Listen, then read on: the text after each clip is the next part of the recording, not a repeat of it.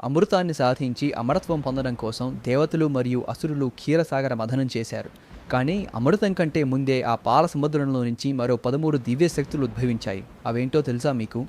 ప్రపంచాన్ని అంతం చేయగలిగే కాలకోట విషం హాలాహలం, సమస్త కోరికలను తీర్చగలిగిన అపురూపమైన ఆవు కామధేను, 7 తలలు కలిగి స్వర్గానికి ఎగరగలిగిన గుర్రం ఉచ్చైశ్వరాస్, 4 దంతాలు కలిగిన ఏకైక తెల్ల ఏనుగు ఐరావతం, దివ్య కాంతితో ప్రకాశించే అతిపెద్ద వజ్రం కౌస్తుభం, ఎన్నటికీ వాడని బంగారు పుష్పాలతో ప్రజ్వలించే పారిజాతం, సంగీత నాట్యకళా విభావరుడైన మెరుపు తీగల వంటి అప్సరలు, ప్రపంచానికి సంపదను సౌభాగ్యాన్ని అనుగ్రహించే దేవత లక్ష్మీదేవి, దివ్య చైతన్య శక్తిని కలిగించే సురాపానీయంతో వారుణి, చంద్రవంక రూపంలో చీకటి రాత్రులను వెన్నెలమయం చేసే చంద్రుడు, పవిత్ర మంత్ర నాదాల దిక్కులా వెలువర్చే శంఖం, అపూర్వ శత్రునాశిని, అభేద్యమైన విల్లు శరంగం, చివరగా దేవతలకే వైద్యుడైన ధన్వంతరి అమృత కలశహస్తుడై ఉద్భవించి నిరీక్షిస్తున్న సురాసురులకు అమృతాన్ని అందజేశాడు.